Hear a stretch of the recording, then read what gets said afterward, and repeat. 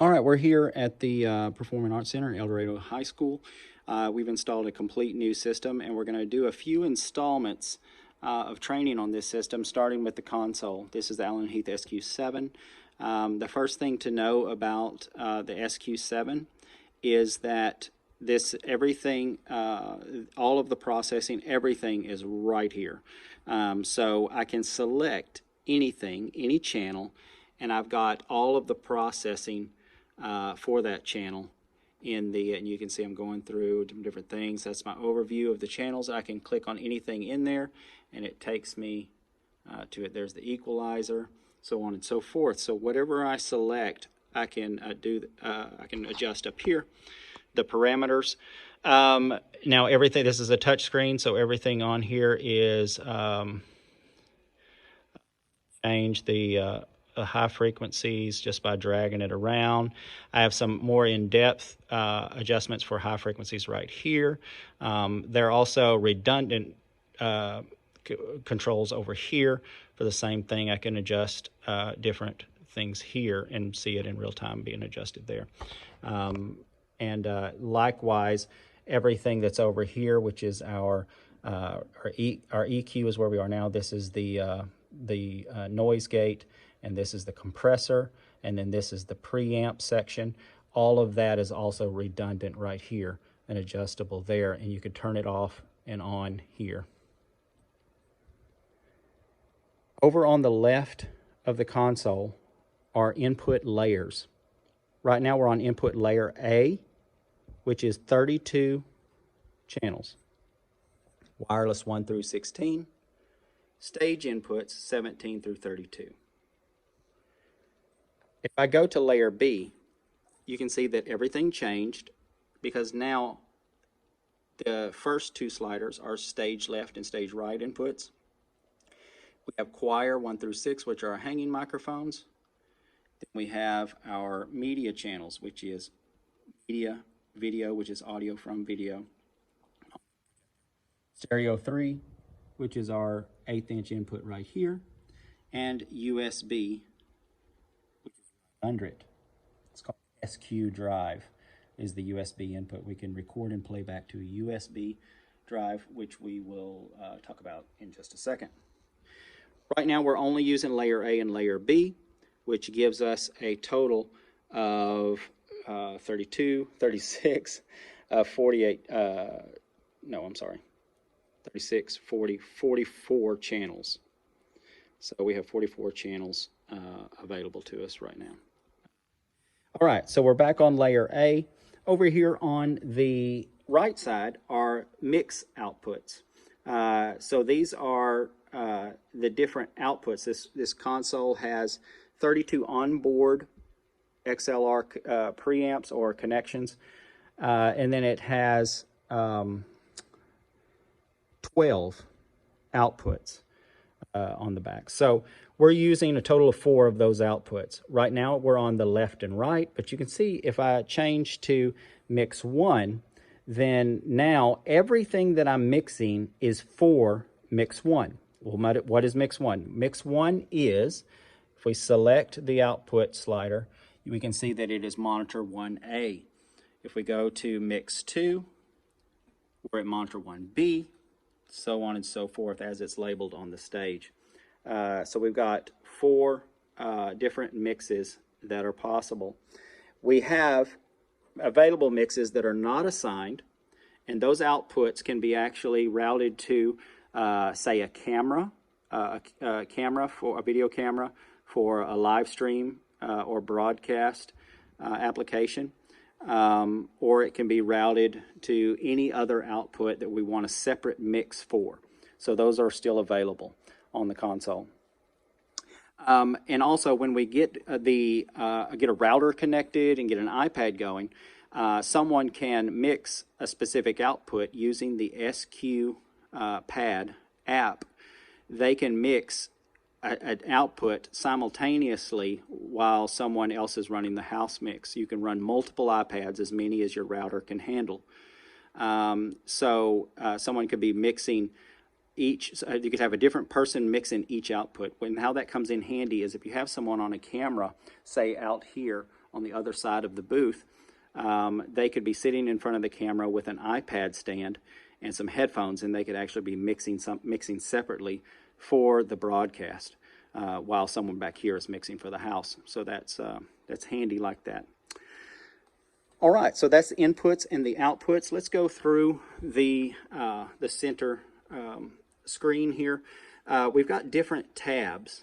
So if I select a channel, we can see that I'm now doing things for that channel. I have all my different things here that I can do, my gate, my EQ, my compressor, my pan, my preamp. So all of that is there, but it's under the processing tab. We're going to call these buttons tabs. The next one is routing, and what routing does is it allows me to see the signal from each channel and which output it's going to. You can see my effects sends, my mix sends, 12 mix sends, my main outs, so all of that. Meters shows me every input on the screen at the same time, all my preamps basically, so I can see what's being with a signal for everything simultaneously.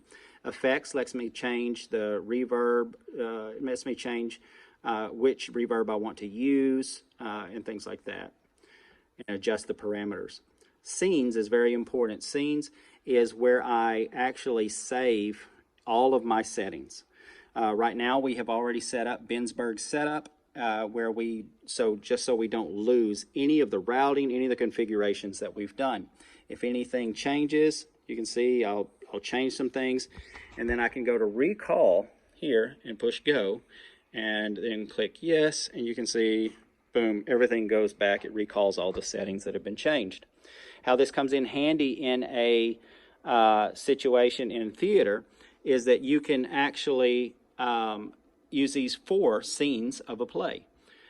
Because they instantly recall it, you can have certain channels muted for a certain scene, name it by clicking on the blank space and hitting the pencil, and that takes you to a screen where you can name that and then store.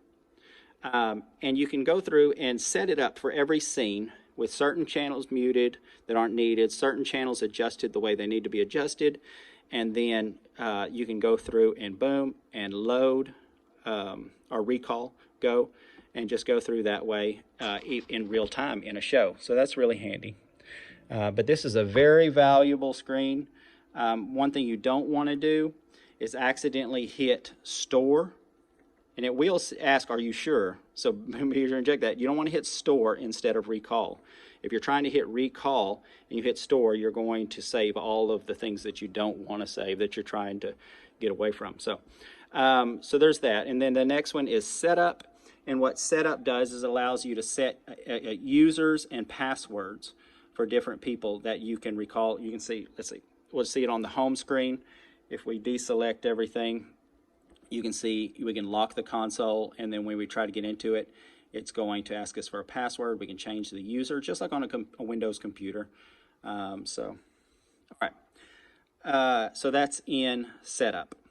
In utility, it allows us to do a number of things. It gives us all of the info about the mixer, the temperature of the mixer, all kinds of great things. And then in data, it lets us to actually back up to a thumb drive instead of internally. USB utility allows us to format a USB thumb drive that we're going to use. An SQ drive is really neat. It's where we can record either stereo or multi-track to a thumb drive right over here. So all I would do is plug in my thumb drive. I would need to format that thumb drive for the mixer, and then go to SQ drive, and it'll give me, here's my record, play and pause, and stop. When I record something, it will show up here, and I'll be able to do a drop-down menu and select which ones I would like to play back.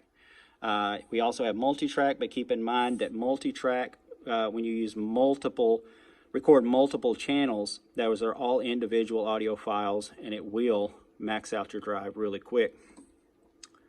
So that's the utility tab. In-out tab is all of our routing. We've set this up. We've got inputs, outputs on the side, and then we've got local inputs, the S-Link, which is our digital snake, USB, which is on the back. We've got a USB B connection on the back, like a printer cable, so this can act like an interface, and then we don't have an in-out port connected. You can see on the local, it's going to start with stage 17 and then go through, those are the inputs that we're using on the back. If we go over the digital snake, that's where our wireless channels are. So we've got, sorry, let's go down, down, down. There they are. So wireless channels is 1, 2, 3, but remember we're on the snake, not on local. Our snake is right here on the bottom. All 16 of our wireless microphones are connected to coming in over one Cat6 cable via the AB168 digital snake. And so those are assigned to the USB section here. This is all set up. If you're going to change any of these setups, I would recommend consulting us first, and because it can get a little bit involved, and we feel like we've kind of nailed it. But if you need to change anything, just let us know. All right, so we're going to go back to processing now. How we get back to the home screen is we'll deselect whatever's selected, and it takes us back to the home screen, and we'll hit shut down, because this is essentially a computer. Just like we wouldn't just unplug our computer when we're done, we would shut it down. We really need to shut this down before we power it off. And so we would hit yes, and it would say it is now safe to turn off your console. And we'll turn that off just like we would turn it on right here with the power button in the rack. So you can see it says console power. And we don't want to power off this rack before we power off our amplifier rack. If we do, we will get a big pop. Same thing when we're powering it on. We don't want to power on this console unless the amplifiers are turned off, because when the amplifiers are on, they amplify whatever is happening. So if this is coming on, going off, it's going to pop, pop, pop. So we want to make sure we unamplify anything that we do over here before we power on, power off. If you would like a little bit more in depth, just real quick, just one more thing in depth. This is over here, there's a copy paste, which is really handy. I can hold copy and push any channel, and I can hold paste and I can paste that to any channel by hitting select on those channels while I'm holding the button. So it's really handy if you're copying EQs to all of your wireless headsets, things like that. It really speeds things up. So that's the console. Right here to the left, we're going to talk about this real quick, and then we'll start another video for the amplifiers. This is we've condensed everything that was in the rack here and in the rack over there into this one little 4RU cabinet. Our power for our console and everything here is located there. Just under that is our video switcher. It is an auto switcher, so if I plug in anything on the stage, it's going to automatically switch over. If I plug in anything in the booth here, like the Apple TV is plugged in now, it's going to switch over to that. Actually, the Apple TV is on 2, and I can do it manually, but the Apple TV is on 2, and the stage is on 1. And that should happen automatically. It also extracts the audio that comes into the console under the video channel from anything that goes on the projector. Just under that is our all-in-one media player. It is a Bluetooth, CD, USB, auxiliary, network player. The main button that I would use is the one right here on the left is CD. I can go through all the sources. Source button. Then we've got some toggles going on here. We can go directly to a track, things like that. All right, let's switch on over. We'll just do it on the same video. We'll switch on over here to the amp rack. We've got our main amplifiers on the top. Our assistive listening system is still active. We're using that as well. But we've got our subs, our balcony, and our floor speakers. And then we've got the fold-back speaker, monitor 1, monitor 2, and the catwalk right there. And then all of our wireless mics, 2 rack drawers, and the digital snake, all in the rack here. And all of this is powered on. If we're up here, we want to power it on and off. We would power it off right there, and it sequences everything off in the right order. As soon as it is all sequenced off, we can hit it again, and it's going to sequence it all back on in the right order.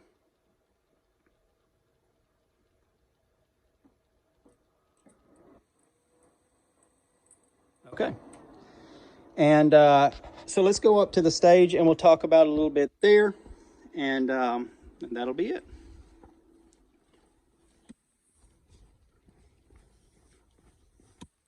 Keep in mind that wireless 1 through 16 on the console are wireless inputs, and then starting on 17, like we've talked about, is the pocket box on the stage right here, and then they go that order, and then they go across the apron.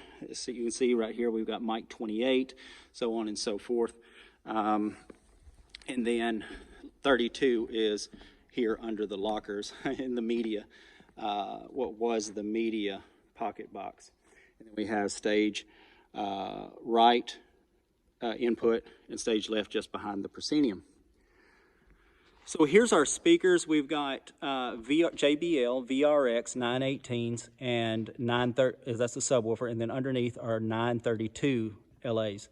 And we've got a double hang here, which covers the whole auditorium pretty well. And then here in the from the catwalk, we have 3 VRX 928s. It's the 8-inch version instead of a 12-inch. It's an 8-inch version, and it's a fold-back speaker that's gained to the main output of the system that washes the stage with just a little bit of clarity, so that if I'm speaking on the stage, I don't hear just rumble because I'm not in front of the speakers. I get a little bit of air, a little bit of clarity here on the stage. The reason that that is really handy is because line arrays are very directional.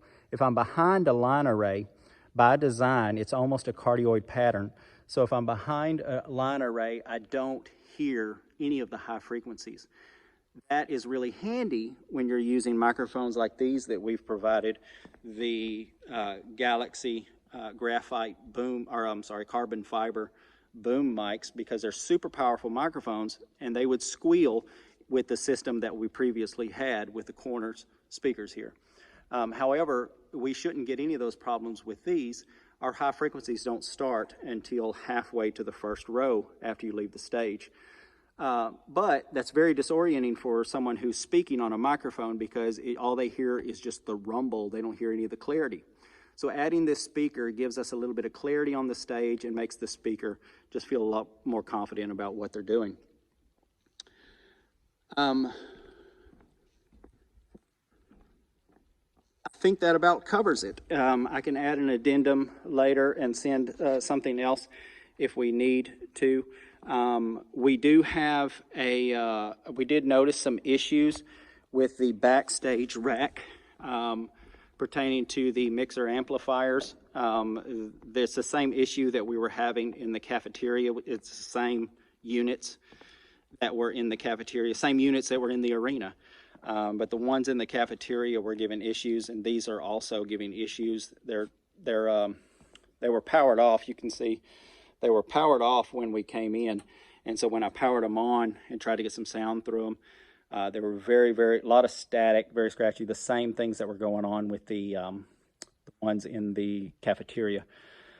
So we would love to submit a proposal to rework this rack and get it back functioning the way it's supposed to. We can get audio to the back of the house the way it needs to be, and get audio out into the lobby the way that it's supposed to be, and we can page and do all that kind of stuff.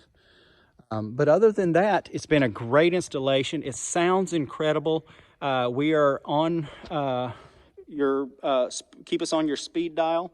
Any issues, especially over the next 90 days, give us a call, and we'll come running. Thanks, you guys.